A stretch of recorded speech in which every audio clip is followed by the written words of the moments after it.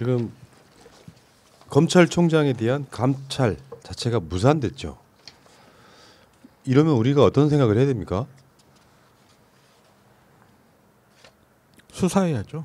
그러니까 검찰의 통제 기관인 법무부가 이러이러한 이유로 감찰을 하겠다라고 하니까 법무부에서 형식을 예를 들어 가지고 뭐 검사 2명을 보내 이제 검사 2명은 이제 일정 협의하러 갔다 그러고 그 처음에 연락하면 안 받아요. 그게 문제지.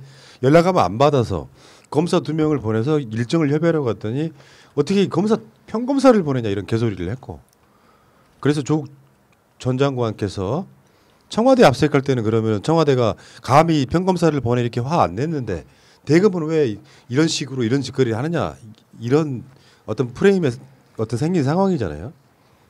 그러니까 검찰총장 자체가 처음으로 감찰을 받을 수밖에 없는 상황에 뭐 여러 가지 이유를 들어가지고 핑계를 대가지고 무산됐단 말이에요. 근데 법무부에서는 하겠다고 하는 거예요. 이게 이제 그런 거 있죠. 긴장감이 팽팽한 상태로 주말을 지내다가 아마 다음 주 초에 뭔가 조치를 할 텐데 윤석열이 조사를 감찰을 안 받겠다고 하면 어떻게 할 거냐. 그럼 직무정지를 시킬 수 있다면서요. 직무정지도 가능하고 그 감찰을 거부한 것에 대한 감찰도 가능하고 왜냐하면 그 자체가 그 공무원들의 적법한 직무를 집행한 게 아니기 때문에 감찰 받을 의무가 있고 그리고 우리가 생각해 보자고요. 조국 장관님이 재판받는 이유 중에 하나가 뭐예요? 감찰을 하다가 그 사람이 감찰을 거부하니까 더 이상 진행할 수가 없어서 감찰을 종료했다고 해서 그게 직권 남용 혹은 직무유기다라고 해서 재판을 받고 계세요. 그러면 똑같은 잣대를 재면 우리 윤석열 청장은 그러면 이거를 수사로 전환을 하든지 고소 고발해야 돼요. 그리고 이거 만약에 감사를 거부했는데 감찰을 거기에 따른 또 다른 감사나 징계를 안 하면 검찰의 논리에 의하면 직무유기 혹은 직권남용이에요. 그러니까 그대로 해줘야죠. 법에 적혀있는 그대로. 그러니까 이제 법적인 근거가 있네 없네 이런 논란도 있어요. 왜냐하면 그런 일이 없었거든 역사적으로. 현직 검찰총장이 감찰을 받는 사태가 없었어요. 근데 윤석열은 지금 자기 측근이나 가족에 관한 문제가 다 얽혀 있잖아요. 본인이 한 행위도 있죠. 언론사 사주들 만난 거. 그게 알고 보면 감찰 대상인 거지. 왜냐하면 수사를 받아야 될 대상 관계자들과 만났기 때문에. 근데 요거를 지금 감찰 안 받겠다고 버티는 상황. 저는 다음 주에는 상당히 큰 일이 일어날 거라고 생각이 듭니다. 뭐 추미애 장관 스타일이 윤석열 총장이 감찰을 거부하니까 그래 알았어 끝나겠어요? 최대한 뭔가 법적인 어떤 자기 자신이 할 수 있는 걸 찾겠죠. 그래서 어쩌면 다음 주 정도에 윤석열이 거치가 결정되지 않을까 싶은 생각도 한번 해봐요. 그러니까 정상적인 생각이 있는 사람이라면. 그러니까 추미애 장관이 이럴 거에 대한 대비도 다 했을 거라고 생각해요. 그리고 그 사람들이 계속 그 언론에 나온 게 뭐냐면 법무부하고 검찰하고 동등한 기관이라고 계속 프레임을 가지고 가요. 분명히 검찰은 법무부 밑에 산하 외청일 뿐이에요. 그리고 외청장이 장관한테 이렇게 그렇게 덤비면 안 되는 거예요. 근데 계속 조정동에서는 똑같은 입장인데 싸운다는 걸 하면 안 되고 원리로 따지면 다음 주 정도에 추미애장 입장 그럴 것 같아요. 그래, 니네 그렇게 했으니까 나는 징계 제작하고 뭐 면직도 있고 말 안 들으면 공무원들 있잖아요. 직권 면직하면 되고 그 다음에 또 아니면 거기에 따라서 뭐 수사를 받을 수 있는 거죠. 지금 스스로 무덤을 파는 사람은 검찰 쪽인 것 같아요. 홍보실도 비서실도 일단은 받아야죠. 받지도 않고 그리고 이게 이프레스로 갔잖아요. 여러분 이프레스가 뭐 게시판에다 불만 섞는 게 아니라 업무를 지시하는 거잖아요. 혈압하고 그런 거에다 거역을 한 거죠. 거역. 그리고 그 언론들이 초유의 검찰총장 감찰이라고 제목들을 쏟아내고 있는데 사실 이건 잘못된 거죠. 초유의 검찰총장 각종 비리 연루 의혹 그렇죠. 이런 식으로 제목을 달아야지 말도 안 되는 기사 제목을 달고 있고요. 훌륭한데? 난 생각 못했는데 훌륭하다 진짜. 그리고 검찰이 어떤 그 범죄 혐의가 있을 때 그거 수사를 지시하고 그다음에 뭐 기소도 하고 이러는 곳인데 그런 검찰의 수장이 이게 부당하다고 감찰을 안 받으면 도대체 검찰은 왜 있는 겁니까? 밑에 있는 한번 간단하게 생각을 해서 대통령이 병원에 입원해 있어도 피 뽑을 때 인턴이 가서 뽑아요. 아니 평검사가 가가지고 이거 대면 조사 이렇게 할 겁니다라고 했는데 거기에 대해서 대검이 평검사를 애우가 안 맞는다 우리 망신 죽이냐 해버리면 검사들은 도대체 무슨 생각을 할까요? 우리의 대표 어떻게 보면 검사들 대표하는 기관이 대검이라고 볼 수도 있는데 거기에서 평검사들 무시해버린 거예요. 그거는 병원으로 따지면 병원에서 대학 총장이 인턴 니들이 뭘 알아 해버린 거랑 똑같은 거거든요. 완전히 자기네 조직을 말 그대로 평검사가 왔다 하더라도 정말 검찰총장으로서 검사들 지휘 감독하는 입장에 있는 사람이라면 설사 자기가 그렇게 생각했다 하더라도 어디 감히 나한테 평검사를 보내 이런 말 하면 안 돼요 절대로. 그러니까 조국 장관이 그랬죠. 이 사태는 육군 참모총장이 국방부 장관의 지휘를 거부하는 거랑 똑같다. 명백히 하극상이고요. 이종의 쿠데타 같은 거예요. 그러니까 버티기 하는 거야. 아니 세상에 어떤 그 지휘 체계 공무원들이 이게 가능한 조직이 있냐고. 그러니까 그거를 이제 반대로 생각해 보면 재밌는 결론이 나올 수밖에 없죠. 왜 청와대는 청와대 압수수색 한다고 해서 또 별로 반발 없이 그래 가져가 필요한 거 있으면 이러고 누구는 평검사가 보냈니 어쨌니 이 말을 하면서 저항을 하는 거는 털릴 게 있는 자와 털릴 게 없는 자의 차이인 거예요. 그게 말 그대로 숨기는 자가 범인이라고 정말로 자기네가 당당하면 그래 내가 기분 나쁜데 그래 가서 보자 내가 할 말 할게 그 우리 윤 총장님 스타일이잖아요. 내가 할 말 있으면 다 합니다 하면서 내가 만났다 칩시다 하면서 이야기 잘 하시잖아. 근데 똑같은데? 근데 갑자기 나는 이거 뭐 기분 나빠서 뭐 그냥 한 줄로 요약하면 그렇잖아요. 나 기분 나빠서 못 받겠다 그거 아니에요. 이거는 그냥 말 그대로 아이씨 나 털리면 큰일 나는데 지금 이 말이 아닌가라는 의견을 내는 사람이 있어서 제가 오늘 또 크게 꾸짖었습니다. 그럴 줄 알았어. 크게 꾸짖었을 줄 알았어 내가.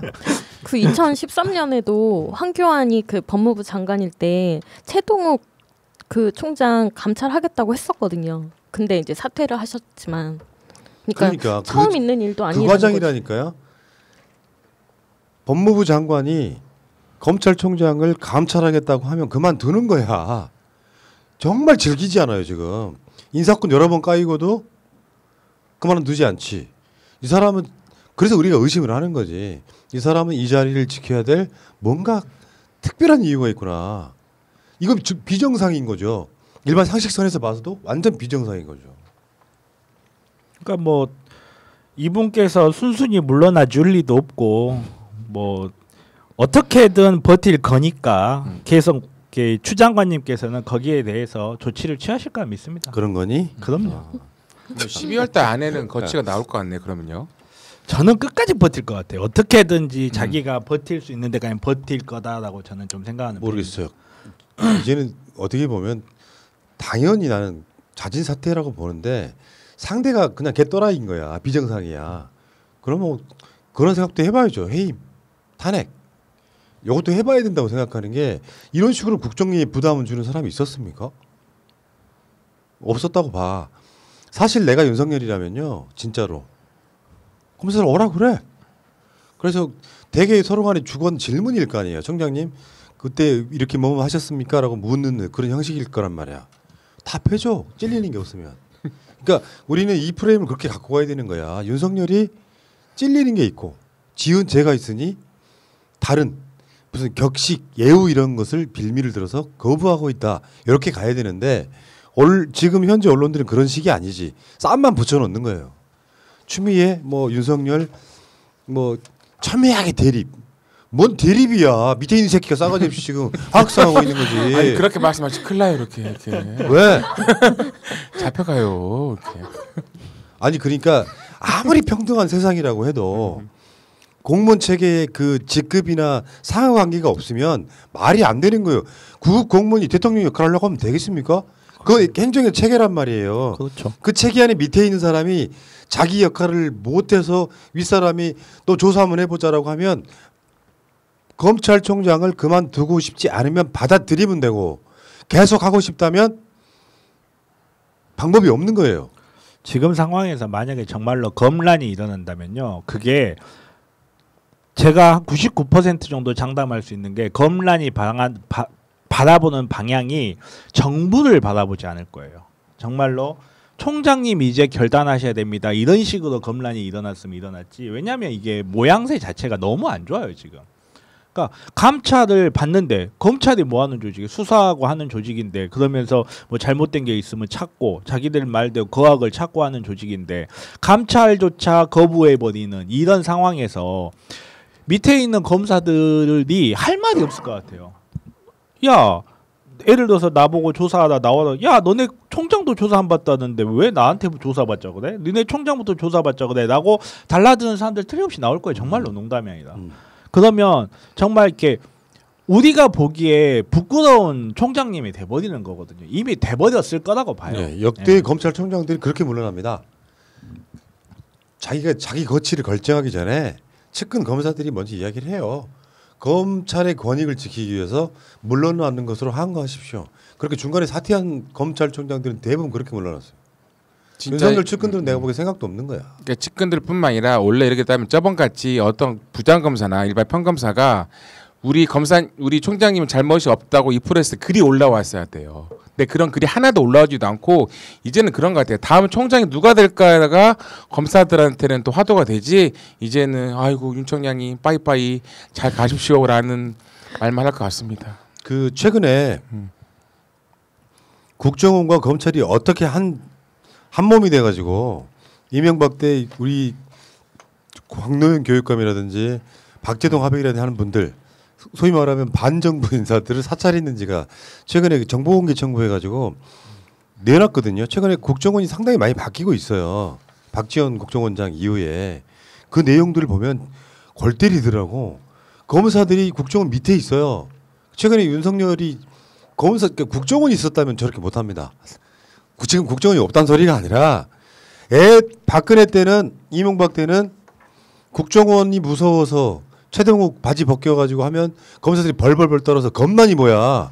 뭐가 잘리고 구속될까봐 막 벌벌 떨던 애들이 지금은 이렇게 막 맞서기 시작하잖아요. 무소불위의 권력. 행정체계 아까 말씀드린 것처럼 그 직급 내에서 말도 안 되는 막 항명 이런 걸 하기 시작하는 거예요. 그때 그 어제 MBC 단독을 보니까 진짜로 놀랍더라고.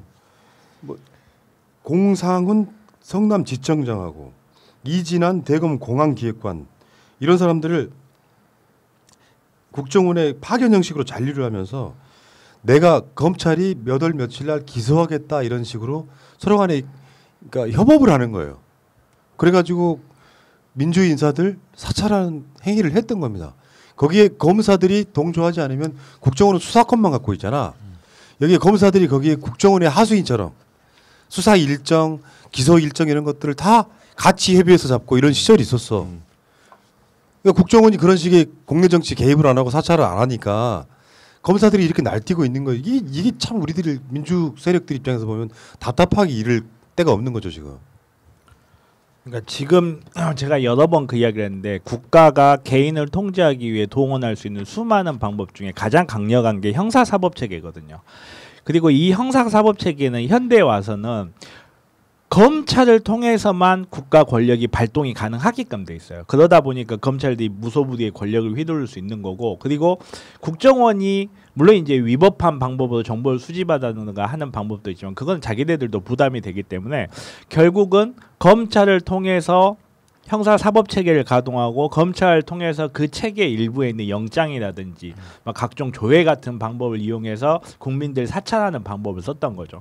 이게 브루스 윌리스 영화 중에 옛날 영화 중에 비상계엄이라는 영화가 있어요. 그 저기 뭐지 아랍 테러리스트들이 막 테러를 일으키고 그 과정에서 비상계엄 선언을 해서 이제 국가가 혼란해지는 그 과정을 그린 영화인데, 그 영화에서 비상계엄을 마지막에 최종적으로 종료를 시킨 사람이요 뉴욕시 검사였어요. 검사의 힘이 그러겠어요. 그러니까 갑자기 이 이야기를 왜 하냐면 현재 우리나라 법 체계하에서 국가가 어떤 음험한 계획을 세운다든지 국민에 대한 사찰을 할 때 검찰의 도움이 없이는 절대 불가능해요. 말 그대로 검찰이 마음을 먹으면 쿠데타도 막을 수 있는 게 현대 사법 체계거든요. 그래 나서 이런 부분에서 이렇게 검찰이 협조하고 민간이 국정 사찰했고 이거는 현재 어쩌다가 확인된 게 이것일 뿐이다. 요 정도지 실제로는 훨씬 더 광범위하게 됐을 가능성이 있다라고 해서 제가 크게 꾸짖었어요. 네. 자, 어쨌든 검찰이 이렇습니다. 뭐 프레임은 잡기 나름이고 바라보기 나름이에요.